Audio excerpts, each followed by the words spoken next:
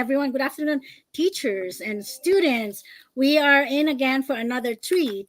This morning, we had a music arts workshop. And this afternoon, we are going to have another form of arts, which is literary art workshop. So, as you know, May is Asian Heritage Month, and we have so many things going on this month. And this is just one of the many things we are offering our students. Our theme this month is STEAMs, science, technology, engineering, arts, math, and sports. So this time around, we are concentrating on literary arts, the A part of STEAMs. And yesterday, we were there at University of Toronto Goldring Center to celebrate the science and sports part of the STEAMs theme. So, as you know, Asia is the biggest continent in the world with 49 countries. And so you can just imagine so many things that we should learn about Asia. And this afternoon, we will be concentrating on the Filipino Canadian writing. We'll just have a glimpse of that. And my name again is Judy Huang.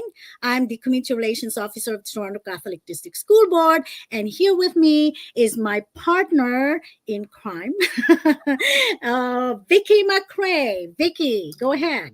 Good afternoon, everyone. I'm the arts resource teacher at Toronto Catholic, and I'd like us all to begin by putting ourselves in the presence of God, in the name of the Father, and the Son, and the Holy Spirit. Lord, make me an instrument of your peace. Where there is hatred, let me sow love. Where there is injury, pardon. Where there is doubt, faith. Where there is despair, hope. Where there is darkness, light. Where there is sadness, joy. O divine Master, grant that I may not so much seek to be consoled as to console, to be understood as to understand, to be loved as to love. For it is in giving that we receive, it is in pardoning that we are pardoned, and it is in dying that we are born to eternal life. Amen. All saints pray for us. Pray In the for name us. of the Father, Father, Son, the Holy Spirit. Amen. And now the land acknowledgement. The land we walk on belongs to the Creator. Earth does not belong to humanity, but rather humanity is a part of the earth. The land was created to be enjoyed by all living beings, a principle reflected in the dish with one spoon covenant, taking only what we need to preserve our earth for future generations, leaving some for others as a sign of respect and caring, and keeping it clean by revitalizing the land to sustain generations to come. All Toronto Catholic District School Board properties are situated on the traditional territories of the Anishinaabeg, the Haudenosaunee Confederacy, and the Wendat peoples. We recognize that the land covered by Treaty 13 is held by the Mississaugas of the Credit First Nation. We also listen to the echoes of their prayers to the Creator and respect the beauty of Mother Earth while striving to learn and draw wisdom from First Nations, Inuit, and Métis traditions. Thank you, Vicky. And at this point, I would like to call on the facilitator of this workshop, Dr. Lian Chao. Dr. Lian is not new to the board. We have been working with Dr. Lian for so long, and she's going to introduce the wonderful writers that we have this afternoon who will be sharing their experiences with you. So, Vicky, if you could please have Dr. Lian on screen so she can also introduce herself. Okay, so I don't see Dr. Lian Chao. She must have left the studio. So perhaps maybe we can call Patty. Patty is another facilitator in this workshop. So if you have Patty, yes, Okay. Go ahead, Patty. Yeah.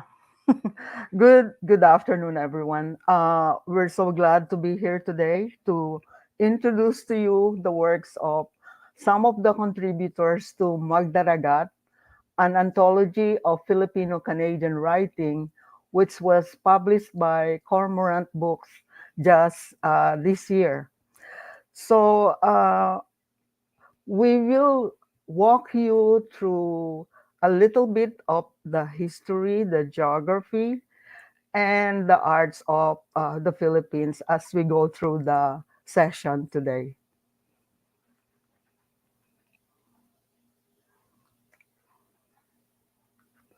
Okay, so we can start now.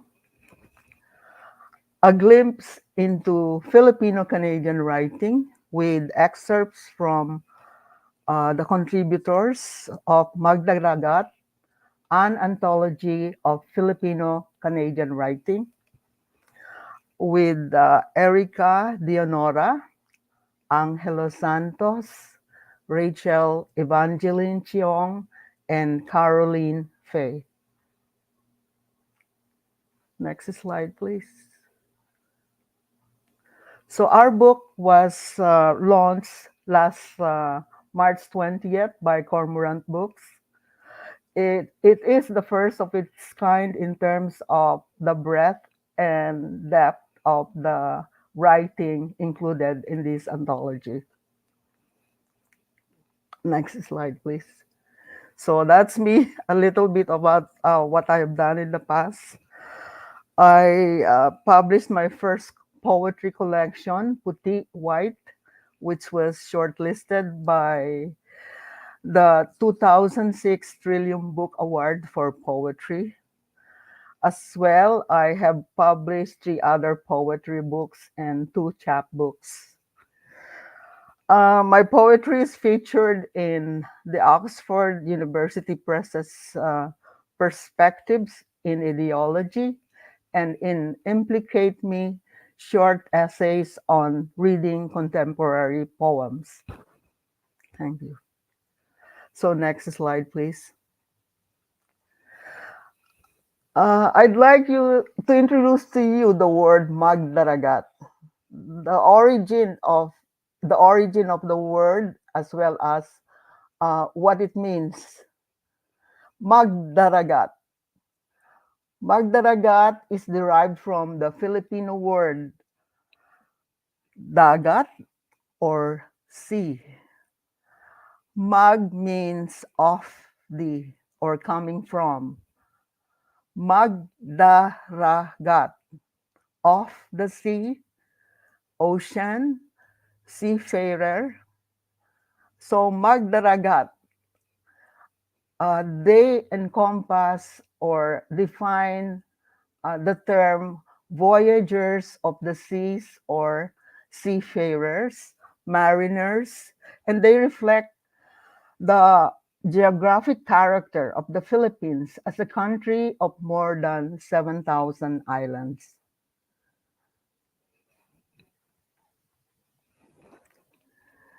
In Magdaragat, the anthology, the writers provide their insights through stories of new homes and old homelands. Through poems, essays, short stories, and plays, we feature a wide variety of Filipino-Canadian experience. You can see from the map how how how small we are compared to the rest of the world. But this this size doesn't mean that we are small in comparison with what the other parts of the world could bring. So the Philippines is on the rightmost bottom of the page, the yellow colored islands on the bottom rightmost of the page. So you can see China on the north, Vietnam on the west. Okay, let's go to the next slide. Uh, we are in Asia, and we are just this small feature of the land in a vast ocean, the Pacific Ocean. And through the stories of sacrifice and hard work interspersed with stories of success, recovery, and solidarity, our book, Magdaragat, provides a look into Filipino-Canadian lives, the joys and struggles of newcomers, present and past, and their hopes and aspirations for the future. If you look at the map, you see the continents of Asia, Europe, there's Canada there, and the US, South America, as well as Africa, Australia, and the Southern Pole. Um, I'd like to introduce you to two of the writers who will give you some idea of uh, where they come from in terms of where the islands of the Philippines are. Next slide, please. Yes. So could we have Angelo to give us a few words on how or about his roots, where you come from, Angelo, uh, where your parents are from, a little bit of the geography. Sure. Yeah. Uh, I was born in, I think it was in Quezon City, Mhm, which is on, it's one of the cities on the largest island, Luzon. Um, and my parents they're both from Luzon. My mom is from San Juan, which is a city in Manila, which is the capital, also on Luzon Island. And my dad is a couple of hours north. He's from a city there called Cabanatuan. mhm. So we are kind of spread out throughout that main island, the largest island, Luzon. So if you look at the map, Luzon would be on the northern part of the Philippines. And what Angelo has described would be Manila, which is the capital city of the Philippines, and Quezon City, which is the most populous city in Metro Manila right now. So Cabanatuan, which is in Nueva Ecija, is part of the Central Plains of Luzon. It's in the middle part of close to the middle part of the country. I just hope we can point to anyway. So I'd like Caroline Faye to tell us where her parents came from when they first came to Canada. Hi. Um, Quite a surprise. I too am from Luzon, Hmm. and I too was born in Quezon City, Wow. which is, as Patty said, one of the biggest, most populated area in the Manila area. My paternal side is from Batangas, and my Hmm. maternal side is right downtown Manila. Hmm. And from there, we we moved to the States for a short while. We Hmm. landed in LA and then eventually found our way to Montreal, Quebec. But Hmm. now I'm in Toronto. Hmm. Thanks, Caroline. Thank you. So next slide. Uh, so that will show you the root of the Filipinos when they first uh, uproot themselves and go to another country. Um, Manila would be about now straight on a straight flight. It will be about 15 hours by plane to Toronto. It used to be that people traveled more than 2 days to get to Toronto, but now because of the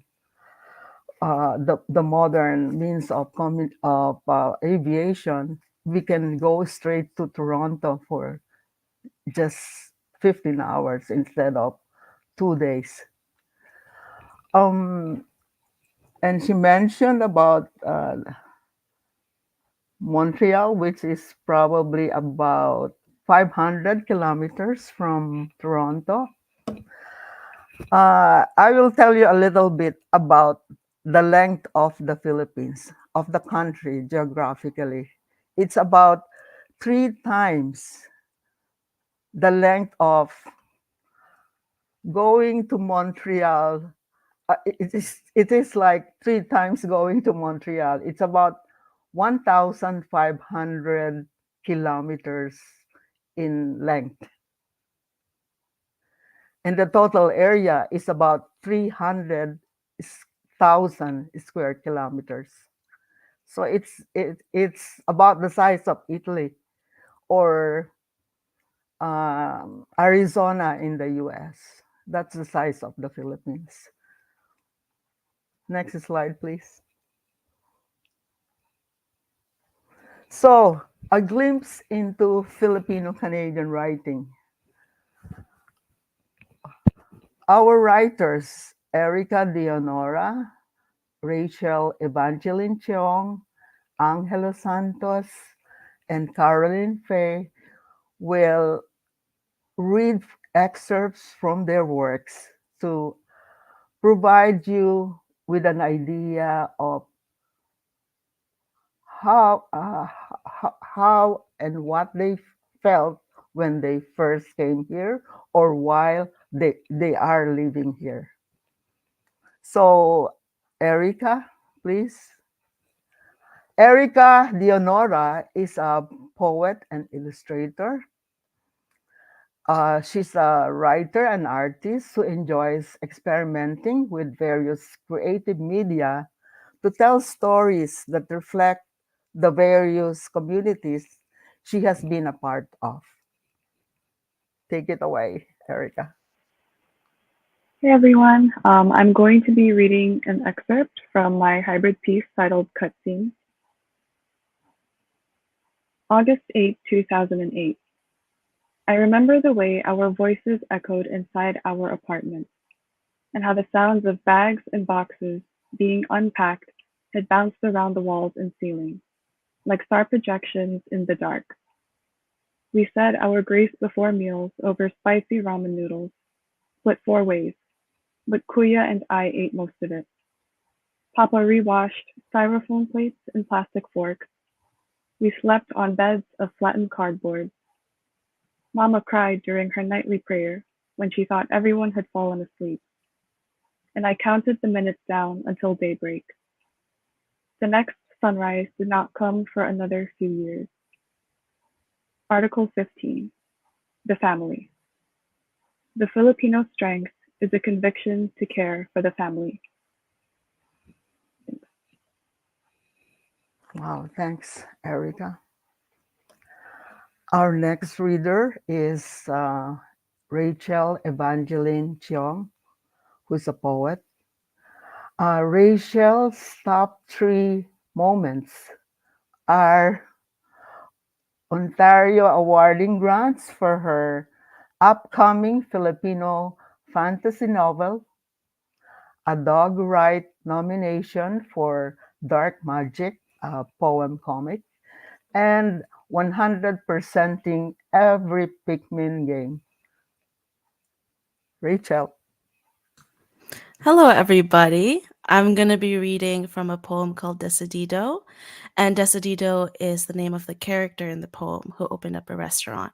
So here are a couple stanzas from the poem. Decidido's sweater smelled like bay leaves, buried in its wrinkles, receipts tucked into its soft pockets, crinkling like fresh rice paper. Decidido's apron smelled like canola oil, caressing its corners, brown grease staining its white ocean, clustered like continents adrift. On weeknights, Decidido sat behind the bar, shrouded in a cavern of licorice-colored bottles, the ends of her lips like a beckoning finger curled into a smile. On weekends, Decidido sat behind the mixer, watching bands come and go like passing clouds, their melodies like a blossoming lily unfurled into a song. Thank you. Thanks. Thanks, Rachel. Great read. Our next speaker is, Lian is back. Hi, Lian. So I'm going to introduce Angelo Santos, who's a writer and filmmaker. Angelo is a Filipino-Canadian writer who spent his early years living in different parts of the world. And his work often seeks to construct meaning from this experience. He is quite a world traveler, and you can say a few words about that, Angelo, as you read your piece.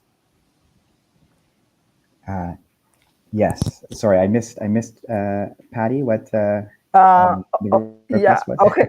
You can just preface your essay with a few words about what you had done before settling here in Canada. Oh, sure. Yes, I guess my journey to Canada uh, was multi-step. I grew up in the Middle East. My dad took a job there and spent a lot of my childhood there. And then, like Carolyn, I went to the States for a little while, and then we all moved to Canada. My family did. So it was a bit of a journey. So actually, maybe it gives context for the my piece. I'm going to read a little excerpt from my essay entitled Mhm. "Boxes," Okay.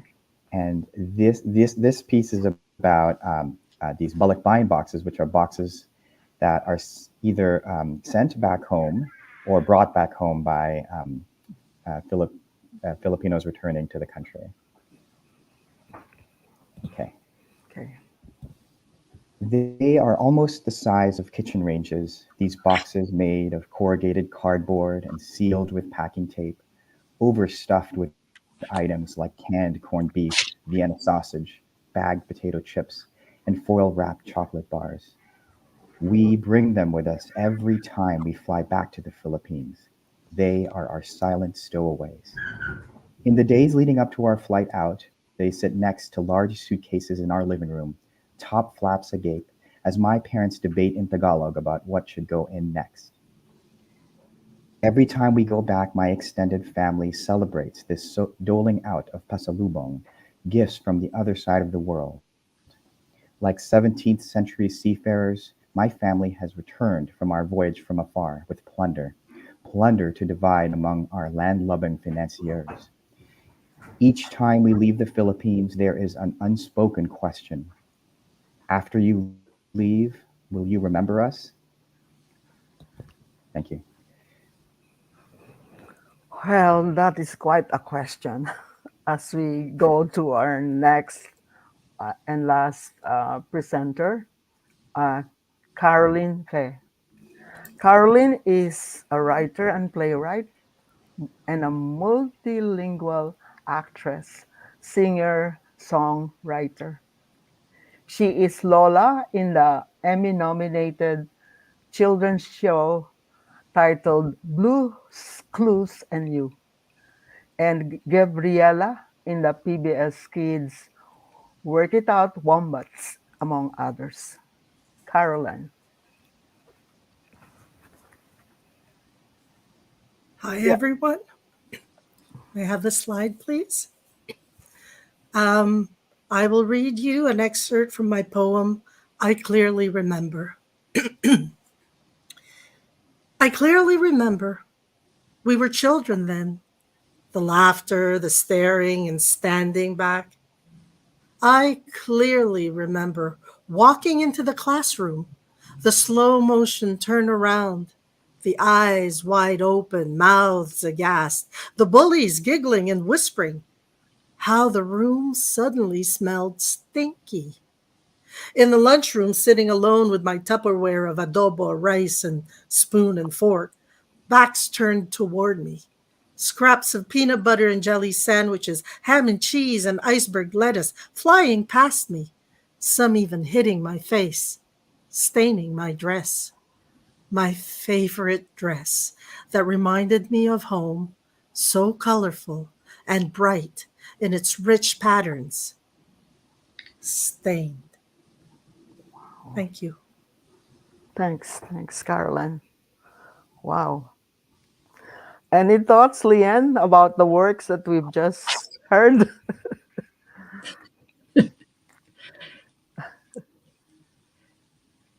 Yes, I'm so sorry I was kicked out. Somehow I dropped into darkness. I was hoping to come back. It took a while. So I'm Oh, sorry I didn't have time to introduce the Patricia Rivera as a co-editor of the anthology. But yeah, maybe I didn't hear most of the thing, but I'm going to ask you questions, or we're going to follow something. Maybe it yeah. hasn't been done because Mhm. I was missing, right? Yeah. Okay, so I think this is an incredible anthology, and it's really the title. Have you learned how to pronounce the title yet? No, we haven't. Yeah. You haven't. Okay, so it's so important. You look at the title. It's a coined word. So in the Yeah. dictionary, you can find it, right? Yeah. So how do you pronounce it? I think it must be seriously important before this title, meaning it covers all the stories and poetry in this book. Mhm. So Patricia, are you going to? Yeah. Yeah, okay, we're going to go back one slide. So Yeah. we'll ask Patricia to teach us how to pronounce the The important word. title. And then Yeah. she will Uh-huh. talk about the origin, the meaning Mhm. behind the title. That's why it is chosen as the title. Okay, Okay. Patricia? Yeah. Okay. It is so timely that the Toronto Catholic District School Board is hot into the STEAM's uh, stream because it is the month of oceans. May is a month of oceans. And aptly, Magdaragat uh, is part of this. Magdaragat means it is derived from the Filipino word dagat or sea, as I have said earlier. And the mag in the word Magdaragat means off the. It's like the son in Erickson in a name, like the son of Erickson or Erickson. So Magdaragat is off the sea, off the ocean, someone who works on the sea or derives living from the sea, a seafarer, someone who travels across the sea. They are voyagers of the seas or mariners, and they reflect the geographic character of the Philippines as a country of more than 7,000 islands. Okay, that's the meaning, but teach us the pronunciation, please. Oh, okay. Magdaragat. Magdalaga. Everybody, we're going to follow Patricia, okay? Everybody follow. Let's do it together. Patricia, please. Magdaragat. Everybody, students and teachers, Magdalaga. Daragat. The A at the end is ah. Okay, you say. Patricia again, please. Magda. Magdaragat. Okay, Magdalagat. Magdalagat. Am I close? You have to pronounce the R.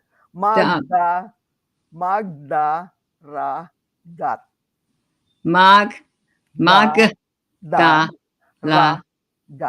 Gat. Okay. Can everybody say it together? Let's hear it. Come on, Patricia. Magdaragat. Okay. I hope you have learned the pronunciation. That will be tested at the end of the class. Yeah, if they will remember the word dagat, that's big enough for us. Dagat means sea. The sea. Dagat. Dagat is sea. Yeah. Seafarers. And that's the word, the root word of the term Magdaragat. Okay, the title. Now you know the meaning. What does it mean? What do you think the title? Why they chose this title? Mm-hmm. Right, because they try to cover, this anthology try to cover generations of Filipinos. They were born here. By the way, what's the last word? Patricia, you haven't told. Filipino is what kind of country? It's an ocean country. How Yeah. many islands? Yeah, I have told How them many? it's more than 7,200 islands. If you look at the Incredible. map, yeah, some of the islands don't appear during the high tide. They sink in the water, but they appear again during low tide. But these are, Yes. yeah. So we Yes. are composed of islands and islets or islets. The 7,000. Tiny, tiny. Yeah, Yeah. 7,000 is a large word. I would like yeah. to ask our contributors, which island, which rock, which island you were born? To me, forever you were born in any inland that will have the big land, a big city were born there. But if you think about, I was born in one of these 7,000 islands. That's an incredible personal coded forever in your life. You will never forget. But have you been This is the back only to country. visit? Mm-hmm. This is the only country with 7,200 islands in the Is that whole the world world. biggest island, Uh, ocean island country? oh no, it's Australia. Oh, of course, Australia. Yeah. It's Yes. a continent as well as a country. Yeah, Yeah. but they don't have those bits and pieces. Look at that. No, they don't have the small islands and islets that we That's have right. in the Philippines. We are on the Pacific Ocean. Just imagine being on the Pacific Ocean.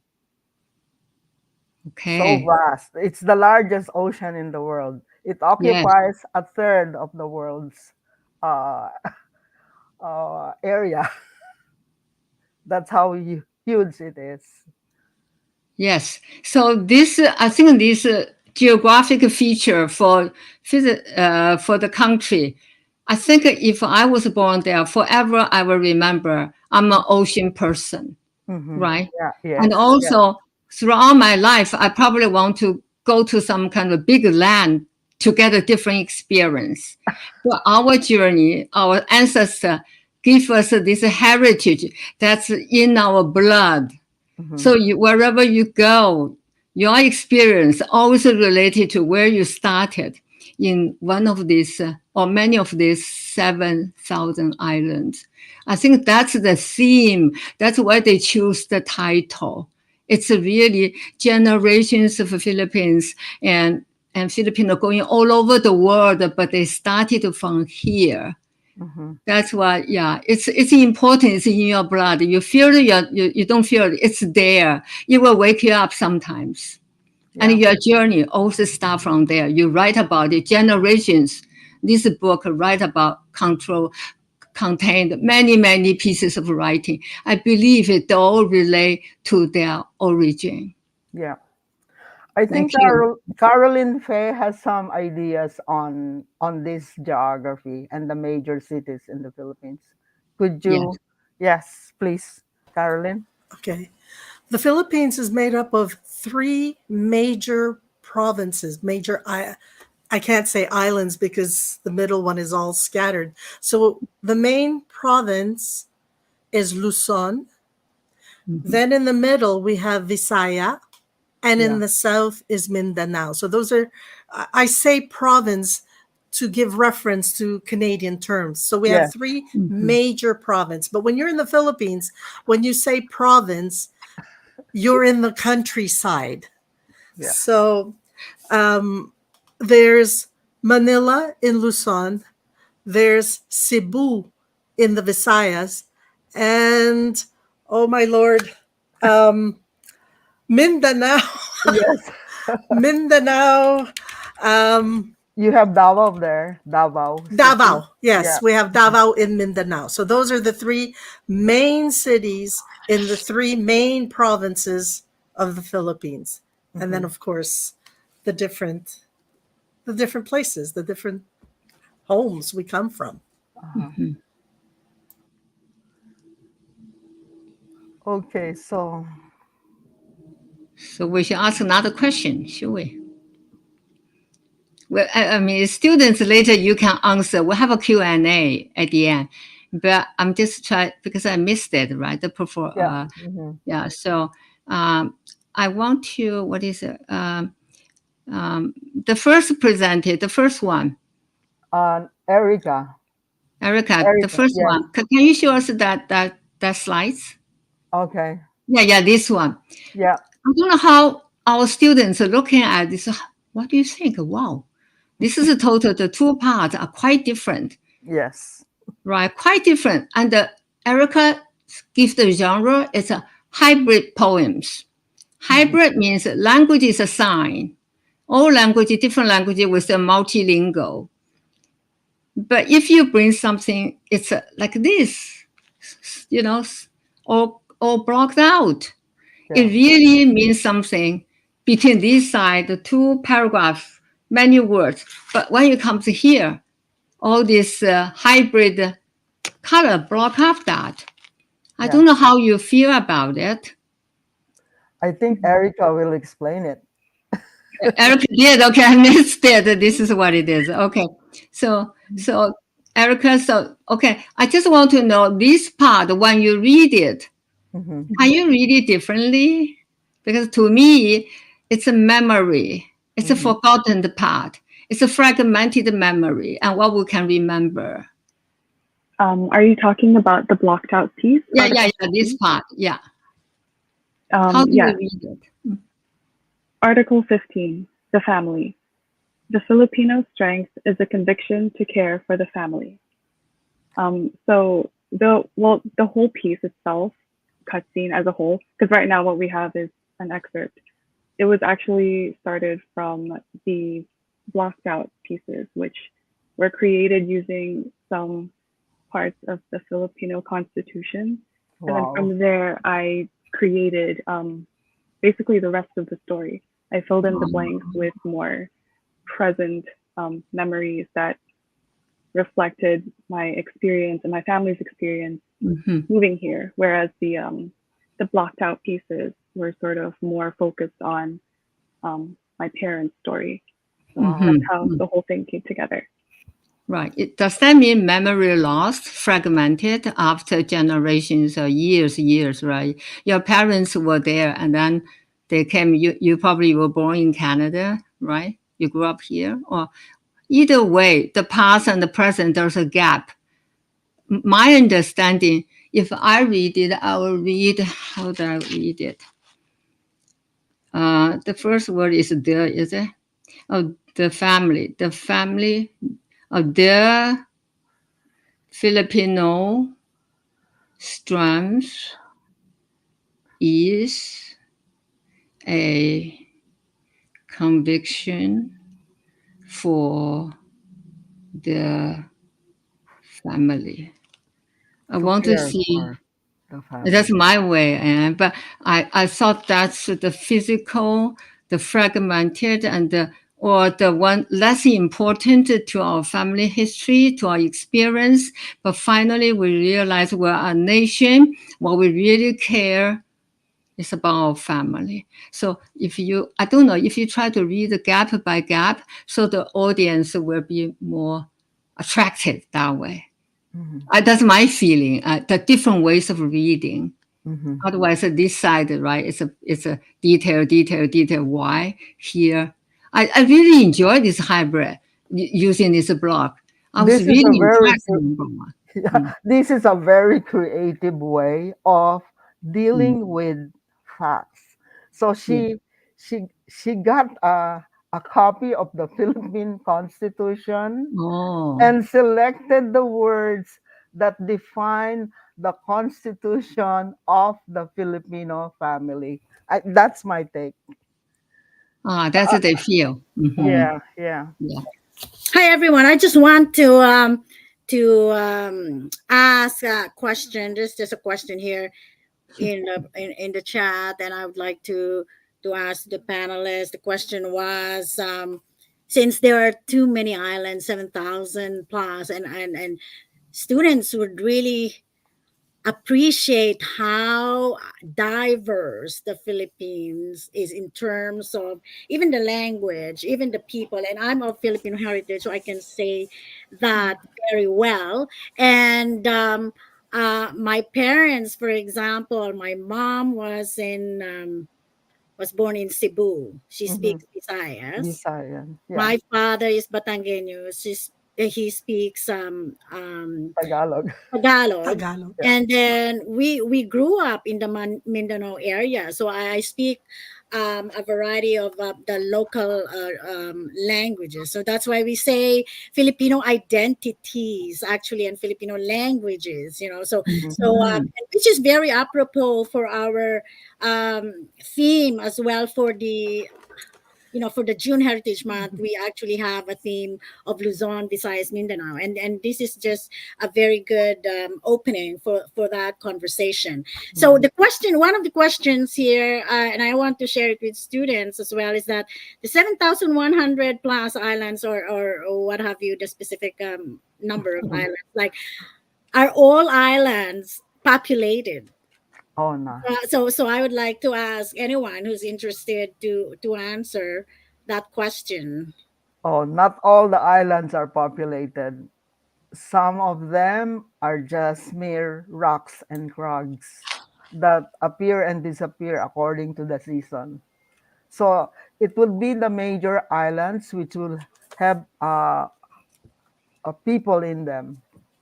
So one of the most visited places is Palawan, the island to the west of the Philippines. That strip of land, it has a lot of beautiful beaches, and people come and just get out of there amazed at why we would come all the way to Canada and live paradise. That's a very good question. Yeah. And I think that is also a question that a lot of our students and their parents are probably having a conversation with them every now and then. And I think it boils down again to different reasons, right? Like Mhm. there's economic reason, education reason, like just like in so many other cases, like Mhm. in my case, it was about um I would say love reasons, things like that. So I think there are so many reasons, and there are also many challenges when they Mhm. come here. And I think I really, really love, for example, what I'm not sure if it was Angelo who spoke about the balikbayan, the Yeah. balikbayan boxes. Like this is such a, I would say, a Filipino phenomenon, like Mhm. everybody's just so excited to have that box. Okay, the balikbayan box is a big box, like really huge. Like you can fit in so many things there. Yeah, like Corned beef.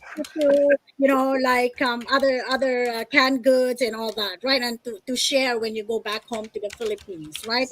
And I'm so happy to hear that from Angela. It's just really sharing or returning from voyage, and sharing those whatever you have accumulated, or that's just part of the Filipino culture, which is sharing. And it ties it nicely with what Erica has said about the glimpse of the Filipino life. And when you talk about sharing, and you are just whatever you have gathered, you just want to share with everyone. And we have so many relatives, distant relatives, and that has become so I would say very evident when you go to migrate to Canada, like that kind of, I would say, connections, family and community connections. And it's very important for our students and even teachers to understand that that is a very important fabric or are part of our life growing up. And I think it's so good to emphasize that again, the family being the center of our life in the Philippines. So I don't know if others would like to share about what is it that you want to share with our students in terms of growing up and holding on to your Filipino values. And I had someone mention about the stinky lunches, and this is always the issue we have in schools, and not just for Filipino, but really about having this culturally relevant pedagogy, educating our students and making them some global citizens, understanding the different nuances in other cultures. And lunch always come out as one of the things where I would say racism exists. Like people don't want you to eat certain kind of foods because they smell, and then it affects how it affects the confidence in us, especially for you are a newcomer. And I don't know if Erica or Rachel have had that experience growing up in Canada, and Angelo as well. So please share, and so let our students hear about your specific challenges. I think a funny one I can share, Jody, is I only started really having friend groups that weren't Filipino in university. And I didn't realize that even though I grew up in Canada, I had a Filipino accent because I said certain words the way my parents said them. So one time I was referring to no frills, like the grocery store no frills, but I said it the way my dad said it. So I said no frills. And I kept saying no frills. And then my classmates were like, "What are you talking about?" And then that's when I realized, oh, there's some words I grew up with and I just imitated the way my parents said it. So little things like that were very interesting to come by.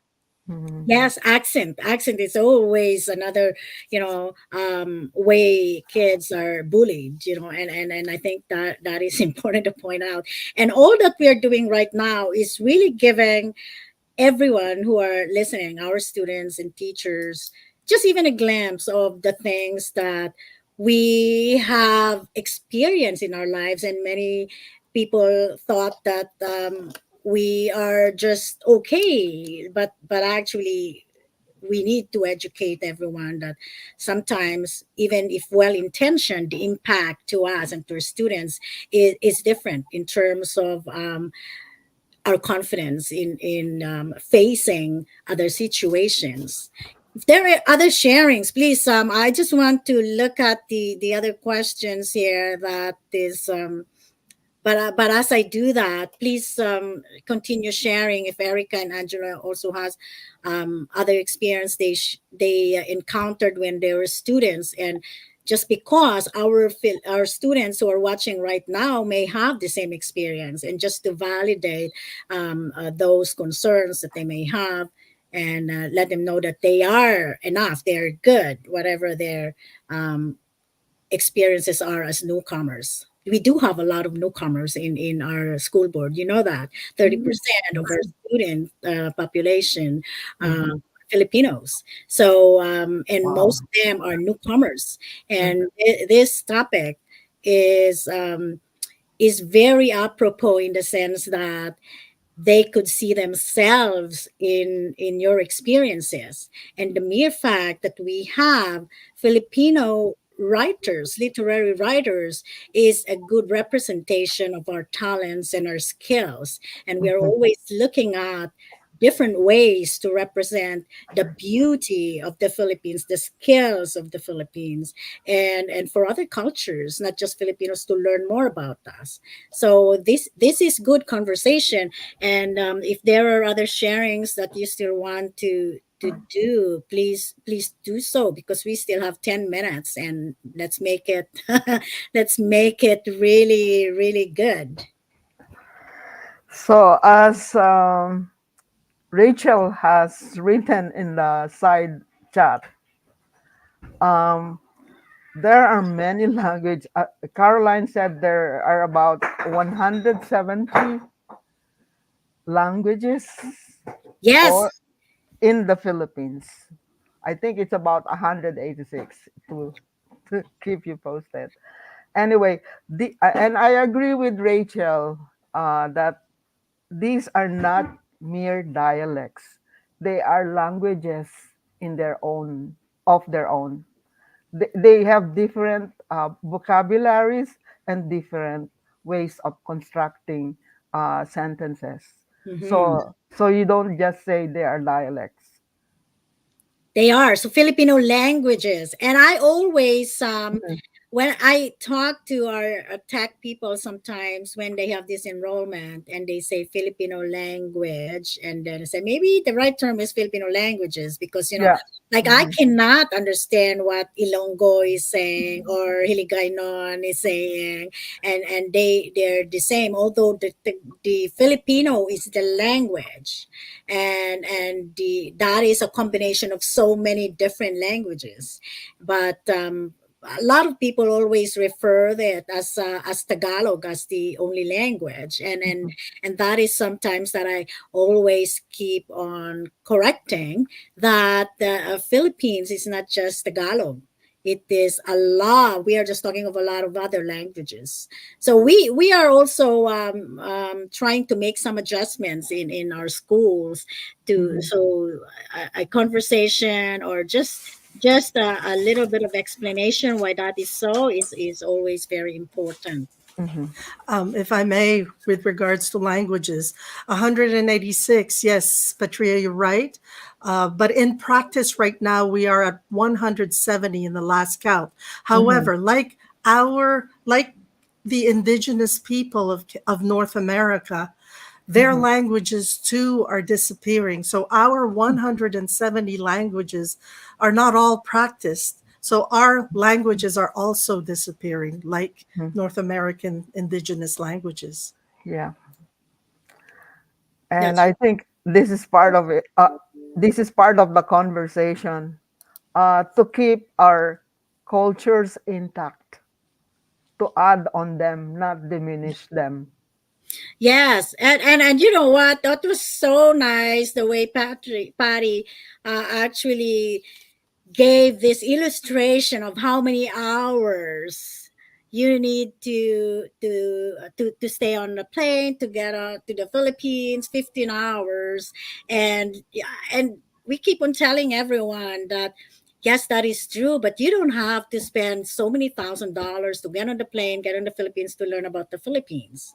You can actually just sit down and talk to your seatmate or to your classmate about the Philippines. And we always remind our students that there's a lot of things you can learn about your classmate. All you have to do is make friends with them, ask questions, and then understand where they are coming from, what their experiences are. And it becomes a very rich conversation, a very rich dialogue and learning. And Mhm, the same goes for our teachers as well. So mhm, I think that was really cool, and looking at the Philippines, how tiny it is compared to Canada. Because if you really look at Canada, Canada is what the second largest country in the world, with yes. let's say approximately 45 people or 40 million people. 40 million Yes, people. and Yeah. the Philippines is just a dot in the map compared to Canada, but Philippines has 100 plus million people. So that, 110. yes, 110. So that alone, you can already see the difference in terms of overpopulation, overcrowding, Mhm, and the needs in terms and poverty as well that we are experiencing. So that illustration, like students would see, oh yes, I can't imagine that with that there are 100 people actually, and how lucky we are in Canada that with so vast land we have 35 million, and we have enough space really for each one of us, and looking at, probably we haven't even talked about the money component, like when you talk about a dollar equivalent to 444, I don't know how much it is now. So people would think, oh yes, yes, so everybody would have an understanding about where the Filipino immigrant students are coming from. But anyways, I just want to just have a quick summary. I don't know if you have some last words, because we are now at 6 minutes away before we end the program. And I would like to ask each one of our writers here to share the learnings that you have in being involved in writing or producing this book, which is incredible, the Magdaragat book. As a literary writer, what have you learned, and what can you share about this experience with our students? Like, did it actually make a big difference in your life, and in what way? So I'll start off with, I don't know, in my screen, I have Carolyn. What taught me, it made me go back to my roots. It made me realize my place in North American society, in the Western society, and it gave me the strength to even hold my stance that I am Filipina, that nobody's going to push me around with this, that I am here to stay. Our culture is here to stay. Well said, That's- Carolyn. yeah. Thank you. Rachel? I wrote Decidido actually back when I was 19. I'm not 19 anymore. Let's keep it at that. And I'm really honored to have this piece in the anthology, mostly because I really wanted to contribute something that explored what it looks like for a Filipino to just be thriving and having a happy ending and following their dreams.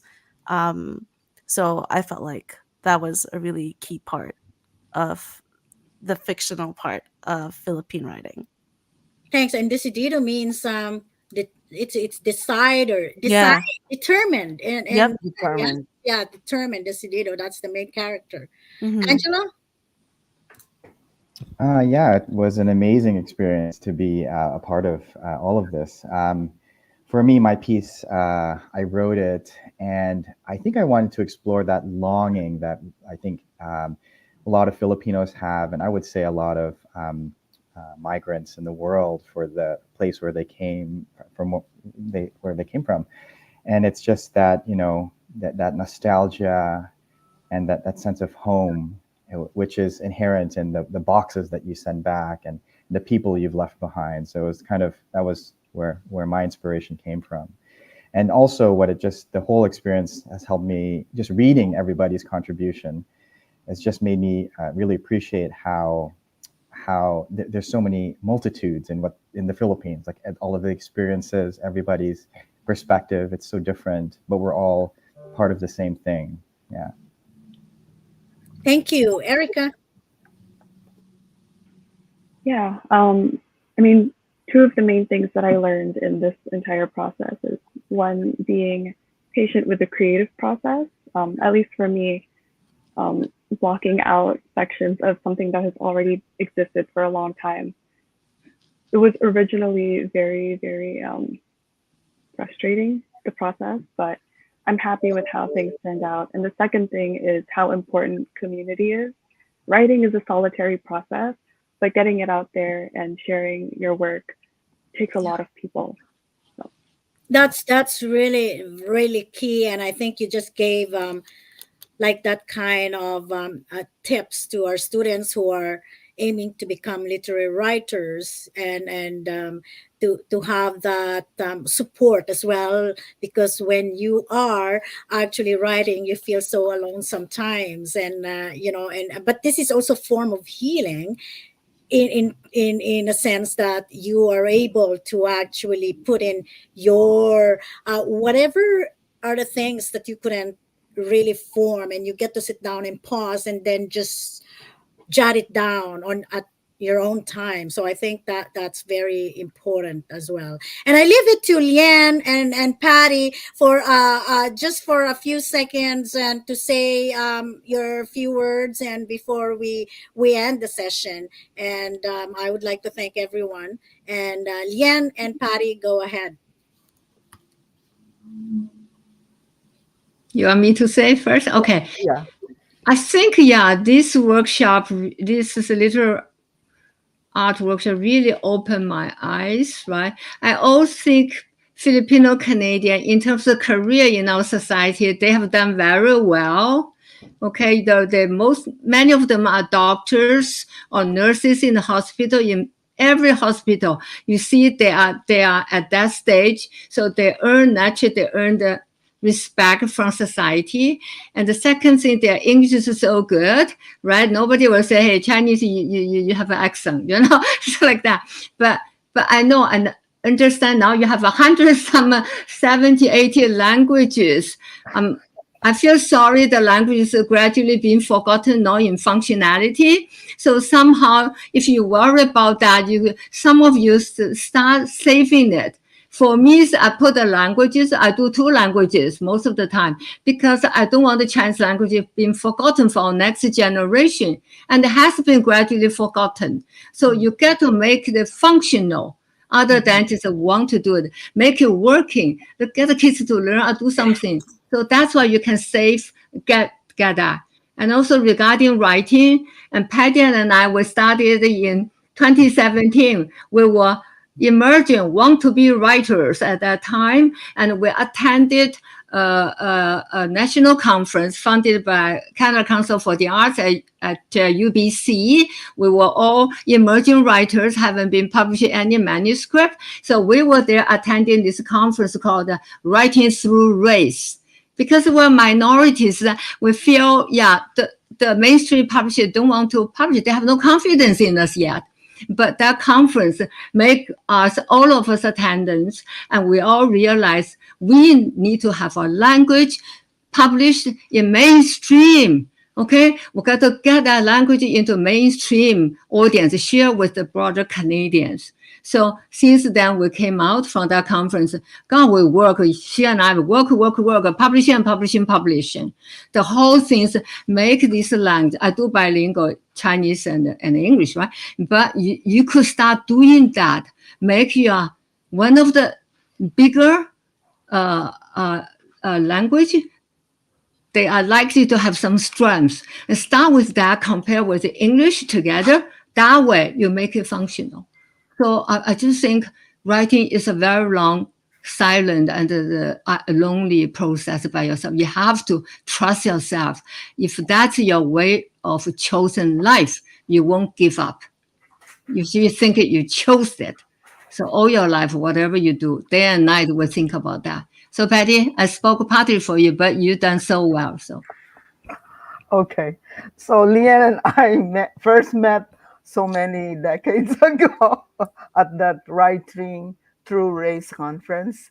Mm-hmm. And we have nurtured that friendship over the years through events that we both participated in. Thanks, Lian, for allowing the Filipino-Canadian writers shine today through your workshop. I would also like to just say a few words about writing. Writing starts with the first sentence. Just put it down on the page. Mm-hmm. That's it. Thank you. Thank you so much, everyone. And Vicky and I are so grateful for having you this afternoon. Any last words, Vicky? Just that I thoroughly enjoyed listening to everybody write about or talk about their writing, talk about their origins. It was really informative to me, and I really enjoyed how you just joined right in there, Jody, and because I also some really interesting conversation. So thank you for that. I just really can't say. I can just stand by here. I'm a Filipino heritage student. The conversation, yes. And so I guess we say goodbye to all of you, and thank you for spending time with our students today. Yes. you. Thanks, everyone. Have a Thank good one. you. Thank you, Jody and Vicky. Thank you. TCBSC. Thanks to you both. Thank you. Thank you.